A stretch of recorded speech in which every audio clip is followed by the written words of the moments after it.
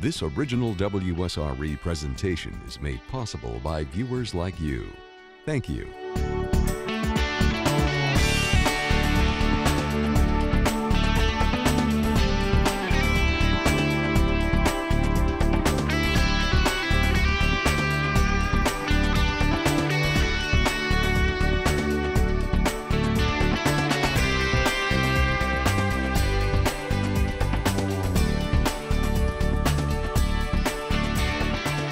Good evening, I'm Lloyd Patterson. This is CTC, Connecting the Community. As you know, a lot of people are looking for jobs these days, and jobs are hard to find. But what about, have you thought of this, starting your own job by creating a small business?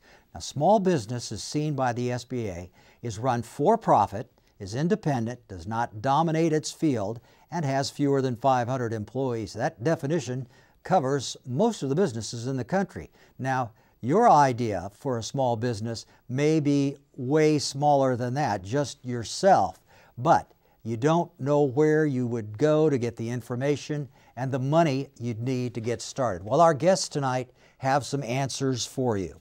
We have Larry Strain, head of the Small Business Development Center, part of the University of West Florida's College of Business. The center offers consulting to new and existing small businesses in Okaloosa, Walton, Santa Rosa, and Escambia counties. Kathy Phillips is up next. She is the Senior Vice President, there she is, with Gulf Coast Community Bank, where she has served as a Small Business Credit Officer and now runs business development and serves as administrator for the bank's offices. Dr. Rick Harper probably knows more than anyone about the Northwest Florida economy and the business climate. He serves as director of the Haas Center for Business Research and Economic Development at UWF and served on Governor Jeb Bush's Council of Economic Advisors. And also with us tonight, we have Manita Laquedos. She started a business, her own boutique, just a couple of months ago, and she took the chance and she's out there, and we want to talk about how she got started and why she got into her own business. Now, again, if you're just tuned in, this is Connecting the Community. Tonight, we're talking about the jobless field generally, but what about if you've given up and you think maybe it's time to start your own business? Start with Larry Strain. Is this a good time to be out there trying to start something for yourself? You know, in general, it is a good time. It is because, number one, we're probably on the upswing. Number two, there are a lot of people with a great amount of talent in the field. That talent can be harnessed for their own purposes. And so with the right idea, the right motivation, the right, I'm going to say, mentoring, it's a great time to start a business. Okay. Kathy Phillips, the banker on our panel tonight. Now, what's the story from your point of view? Is this a good time for someone to be coming into you and saying, I want to start a business? It can be. And a lot of what we look at is the experience that that person has had. For instance, if they come in and they've never had any experience in the business that they're planning to begin, you know, that's probably a no. We also look at how much are they willing to invest in that business. So we don't want to loan 100% of what their business startup costs are going to be. So the answer to your question is yes and no. It all depends on the client. All right. Rick Harper, economist, UWF, what do you think? Is it a good time for somebody to be going out and starting his own business? I'd agree with Kathy, yes and no, that in terms of the business cycle, the recession will have been declared over probably in June of 2009. It stopped falling. It's started growing again, but of course, employment always lags output growth, and so we're not seeing strong job growth yet, and it still feels like a strong recession, which it is. But in terms of timing for the next upswing, a person who can start their business today, develop it, who knows their market, is going to be well positioned for the next upswing in the market. If they can just hang on. Manita Laquedos, you are the one who has just recently started your small business, a boutique that's here close to Pensacola Junior College. What made you decide to get into it now? Well, it was the right time for me. You know, it was something that I enjoyed doing. I had things in order and finances in order to do it, and you know, my things with my family were, you know, I had my family's blessings, and I just went for it. Okay, I don't want to sound pessimistic, but you got to know from the television, watching television news, reading the paper, that this is not, the economy is in rough shape right now. Weren't you scared by any of the gloomy economic news? No. Okay, fair enough. Why was she not scared? Why are so many people scared, and somebody like Manita is not, you suppose? You know, I think that there's something about entrepreneurs that you and I don't get. They're not terribly dissuaded by the truth. They have a determination that and a self-confidence that I think it's internal. They understand that when they win because of them, and when they lose because of them, but they're not going to do it willingly. She knew what she wanted to do. Having talked to her, it was a dream of hers. She has great family support. There's entrepreneurship throughout her family. So for her, it was a decision, do I do it or don't, not what's going on around me that might not be great. Yeah, Manita, you were no stranger. Your family, as you were telling us, your family had been in business. Your husband was in business. So running a business was in your blood. Right, right. My husband's been in business for several years, and both of our families, and you know, I have faith in something greater than the economy, you know, and it's if it's something that I enjoy doing, and like I said, things were right for me to do this, then it was an opportunity I seized.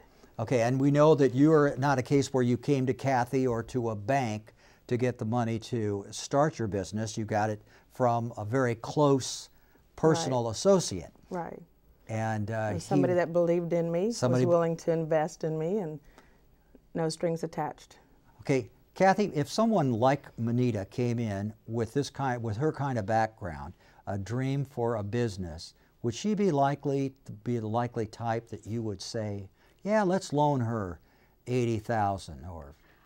I think it would be difficult for someone like Manita to come into the bank and get a loan the first time, because Manita had some retail background, but she really didn't have the business background that we would be looking for.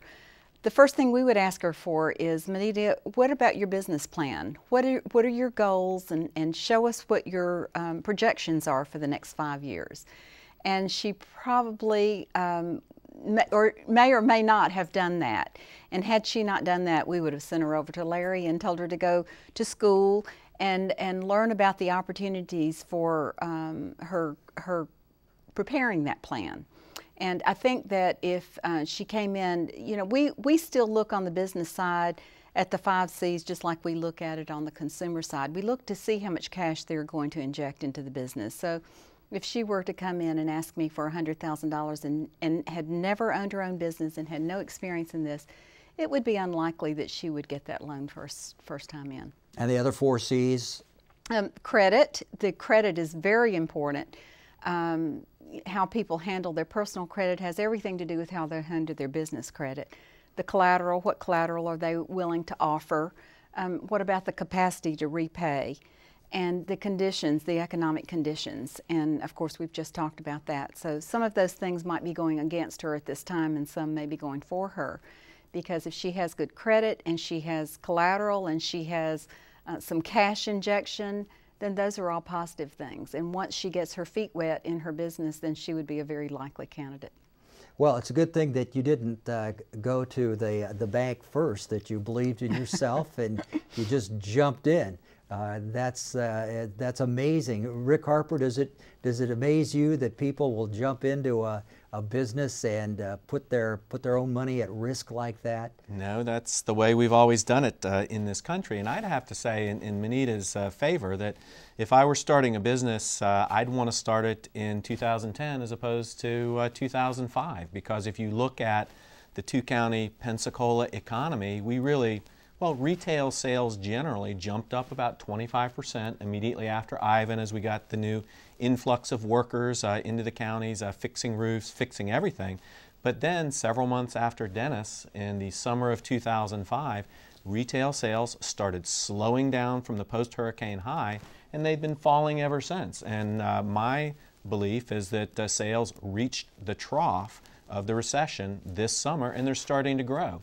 So in that sense, it's a great time to start a new business because you kind of you consolidate your knowledge, you learn the market, you meet your customers, and as their income grows, as we come out of the recession, it could be a very good time to have a new business. Someone said that the best thing about 2010 is that it's not 2009. You know, that's very true.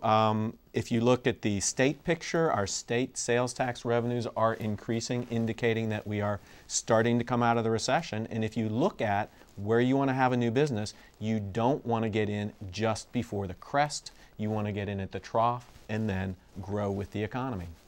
If you just joined us, I'm Lloyd Patterson. Tonight we're talking on Connecting about the idea of starting your own business. We've done a series of shows over the last few months about finding work in Northwest Florida, what the prospects were. We know that the unemployment rate remains high, and maybe it's time for some of the people who might be getting tired of waiting to feel like they want to take that step and start some kind of little small business and see if it would work. And we're going to be putting up some information here on the screen, contacts for the people that we're talking to tonight. They mentioned a moment ago a business plan. Now that to me sounds like a complicated computer program. Is it so, or Larry Strainer, is this just something you can have? I plan to not lose money. How detailed does this have to be? It's probably somewhere between I plan not to lose money and the Webster Dictionary. It depends on the complexity of the business. What it really boils down to is, can you tell me a story about where you want to go and what you are going to do to get there? Essentially, just like you would plan out a trip. What are the milestones along the way that help me know I'm on course? That might be measured in dollars, or that might be measured in employees, or it might be measured in customers. But how are you going to get to where you eventually want to go? And so there's really nothing that I would call mysterious or complex. It is more a matter of, have you ever done it before? Because the first time you do anything, it's confusing. And then the other part is, where do you get the data? You know, how many people are in her target market is a question. Well, I can go to Rick Harper and I can find that out, because his shop is the house for the data. Mm-hmm. And why would you use me? Because we deal with the data. We understand what it's saying and what the implications are for you. So yeah, it can be daunting, and yes, you can go and buy a computer program to plug and chug the plan, but for my money, the best plan is the one that the individual writes themselves, because it's their business and it's their ideas and it's their aspiration. Manita, have you thought about it a little, just as we're talking here, have you thought, like, in a year from now, I would like my little business to be opening so many more hours, or have an employee, because you don't have any employees right now. Do you have anything in your... Well, I know I will have employees this year, you know, whether it's one or two. You know, I'm constantly thinking of what I can do to expand in the store there. I'm not really looking at extending the hours that I already have. You know, but because you're doing all the hours yourself. Yeah, right now. So, but what I'd listened for is what people, you know, are asking for. People that come in, what are they looking for? What do they want? What do they need? And trying to meet that need. And so, and then letting people that are driving by, drawing them into the store. You know, so. I'm always thinking of how to grow within the location that I'm in, but I will be bringing in a couple of people in this year. Okay, great. Well, that's a couple of jobs then the county can count on. Rick and Larry and Kathy, as you listen to her, is there anything that you might suggest as what she might put in her business plan? Well, the one thing that I think of is not only the positive side of the business plan and how you're going to succeed, but what happens if something happens. You have to also plan for that little hiccup in your business, and that could be a health issue, or you know, who would you fall back on? You really need to take that into your plan as well. Okay. Larry? I think my observation is that she probably has the plan in her head, and that getting it on paper is kind of, for me, it's a wonderful thing in terms of being able to communicate with those prospective employees. For instance, if I show my plan to an employee, I can then say, do you see what I'm after here? Is this the kind of place you want to work? Because if they don't buy in, she's never going to mistreat a customer, because she understands that puts food on the table. But that employee may not have that same connection to the customer unless they understand the plan. And it's a great communication tool. So don't write it if you're going to just put it on the shelf. Write it if you're going to use it. Okay. Dr. Rick Harper. I liked it when Manita said that she listens to her customers, that she wants to know what they expect her to have, what they'd like her to have, because that tells me that she's in touch with what's realistic and feasible, and she's in touch with her customer base. So I get the feeling that she understands her market, and thus she'll be realistic in thinking about what she can do. One of the worst mistakes that I see is people who have a good idea, but it's a good idea to them. They haven't researched whether the market's ready for it.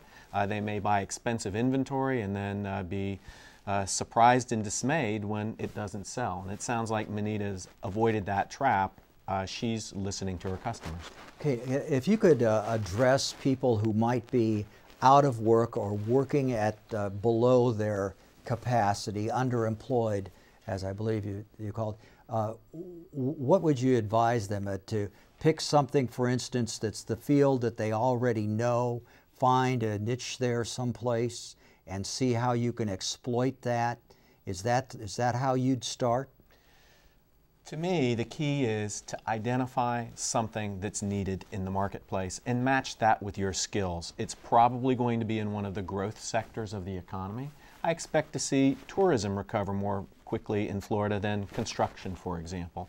Healthcare services is an area which continues to grow, even throughout the recession. And so if you have a skill that's well suited to meet a need in one of the growing areas of the economy, then I think you'll be much better off.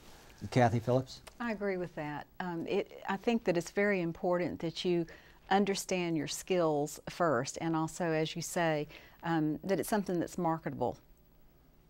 Okay, Larry Strain, do people tend to have a pretty good grasp of what skills they have, or sometimes is it helpful to really talk to somebody because they might understate or might underestimate what all the things they actually know? I think they, in general, know what they're good at. They also know what they don't like to do.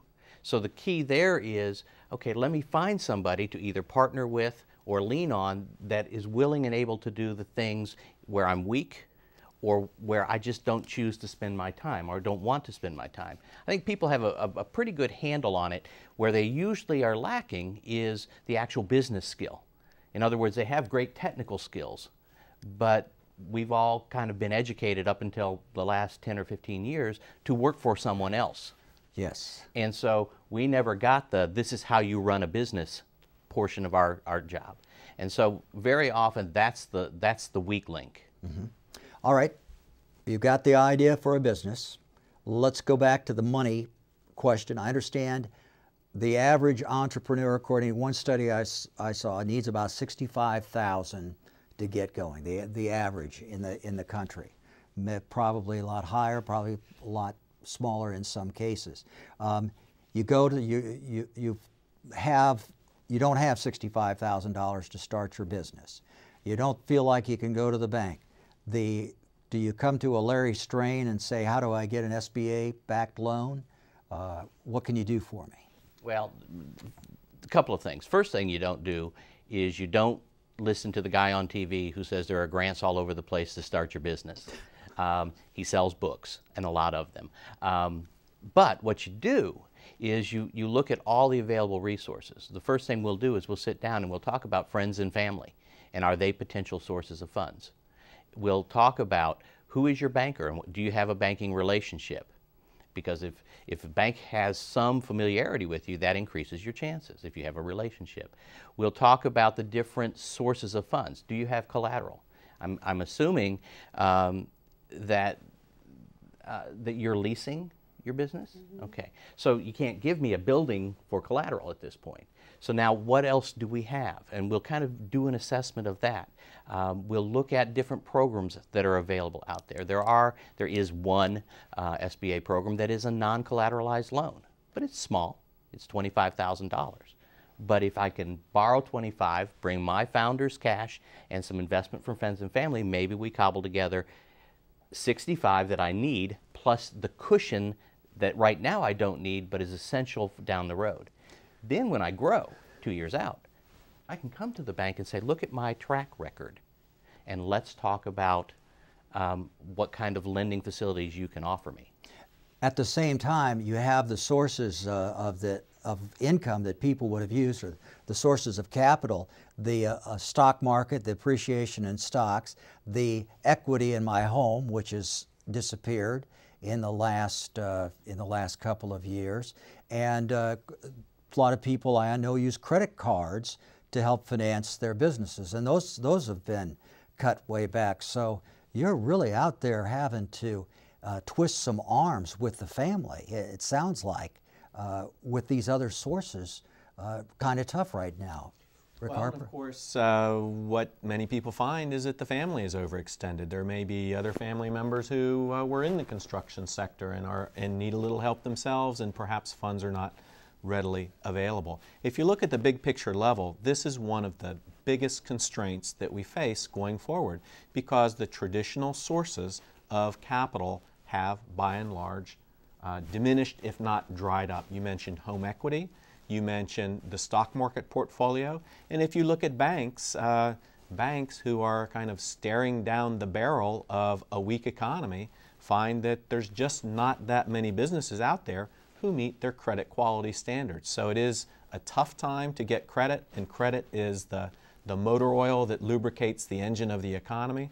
That's one of the biggest reasons why we're expecting a fairly slow recovery over the next several years. And is there any government policy that could be done in the next few days that could change things, that would loosen up that money, or is it the loose money that got us where we are right now? My view on that is that we've had a number of years where savings in various forms, whether it's personal savings or today government saving, the deficit or the surplus, they've diminished substantially. We just don't have any wiggle room anymore to borrow more money. So I don't see the problem alleviating very much over the near term. Shortage of available capital is a real problem for entrepreneurs today.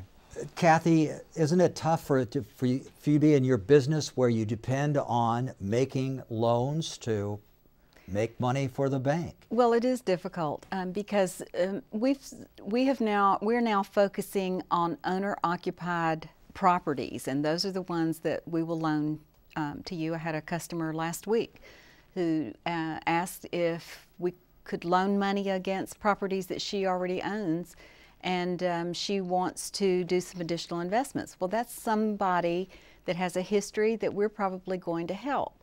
I think that for the first time entrepreneur, that they are going to have a difficult time because banks are having to cut back at this point. And Larry Strain, that doesn't mean that people should give up on the dream, though, because they can still come down, talk to you, maybe get some information on. Well, and what it may be is that their dream gets delayed. If they need a lot more cash than they're able to generate with friends and family, then maybe what they're doing is they in the course of planning, they now set their open date later on, and they're setting aside the funds to be able to reach that open date. You know, it's all part of a process. It doesn't. The mistake is that I see it and I have to jump now, you know, because I'm passionate about it. Well, yeah, you're passionate about it, but in times, at some time, planning really works. And I think that you know, it's important to note. Rick was talking about the constraints on capital. There are also constraints right now on the equity capital that generally floats around the marketplace. Venture capitalists and angel capitalists are in businesses, invested in businesses, and the traditional sources of funds that take them out, initial public offerings, big venture capital firms, those aren't active at this point. And so their money is stuck, and they're having to actually invest in the businesses they're already invested in just to keep their investments alive. So it's really constrained that capital market. Where we're going to come out of this recession and jobs recession, if you will, are people like her. The 1.4 million Florida businesses that right now have no employees. But think about it, if each of them added 2 employees, that's a significant bang on our economy. One other point, Ben, we're going to have to show our connections that we want you to have before we get out of here, but small business is sort of a romanticized entity in our culture today. Oh, small business, this and that. But when you look at it, most 99.7% or something of businesses are small businesses. And yes, they create most of the jobs, but there's still a lot of jobs created by those big businesses provide a lot of jobs, about 33% of jobs, I understand. And those are jobs that are long-term, a lot of good benefits. It'd still be nice, even though you want your small businesses, it'd be nice to get more General Electrics and big German companies locating in Northwest Florida, would it not? Rick Harper. It certainly would. I actually was looking at those numbers today, in fact, and in Escambia County there are less than 24 businesses that would meet the large business criterion of 500 or more employees.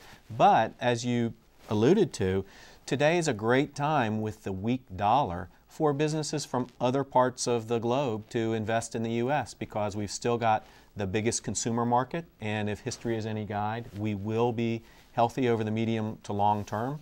And with the dollar weak and labor costs being so expensive in Europe, it's a great time for foreigners to bring some of their business activity to the U.S. Our resources we want to tell you about right now: Small Business Development Center, it's affiliated with UWF, 474-7830. They also have an office in Fort Walton Beach with a staff there. That number 833-9400. The U.S. Small Business Administration, SBA.gov, and FloridaTrend.com has some interesting information for startup companies as well. Manita, we never were clear on where exactly your business is. You've donated your time to us. Tell us where your business is and what the name of it is. The name is Vivace. It means vivacious in Italian, full of life. All right. And it's on Bayou Boulevard in the Thursdays Plaza next to Talbot's and Bray Jewelers. Thank you very much, and good luck to you with your business. Rick Harper, always a pleasure to have you here.